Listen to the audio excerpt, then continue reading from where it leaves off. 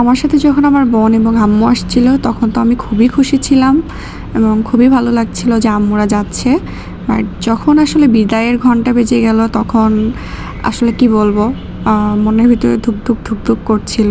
খুব একটা nervous nervous লাগছিল যে আম্মুরা চলে যাবে, একা হয়ে যাব, খারাপ লাগছে। তো আসসালামু আলাইকুম, আশা করি আপনারা সবাই ভালো আছেন, আমরাও অনেক ভালো আছি।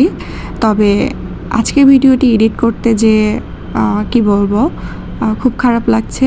কারণ যেদিন আম্মুরা চলে যায় খুবই খারাপ লাগছিল, বলে কি প্রকাশ করব বুঝতে পারছি না। আর এই তো এদিকে আম্মু বোন বসে আছে ট্রেনের অপেক্ষায়। আসলে আম্মু বোন বসে আছে তা না, অনেক যাত্রী এখানে বসেছিল। কারণ এখনকার ট্রেনগুলো প্রচুর লেট করছে, জানি না এটা কী কারণে। হয়তো রোদ বা তাপের কারণে লাইনের হয়তো কোনো সমস্যা হতে পারে, এ কারণে হয়তো ট্রেন প্রচুর লেট। তো আম্মুরা ট্রেনে উঠে যাবে কারণ ট্রেন তো চলে আসছে। আর এই তো হাতে আর হয়তো বেশি সময় নেই, এখনই ট্রেন চলে যাবে, খুব একটা বেশি দাঁড়ায় নেই ট্রেন। তো এই তো সব কিছু গুছিয়ে দিয়ে আম্মুদেরকে বিদায় দিয়ে আমরা বাইরে চলে আসছি।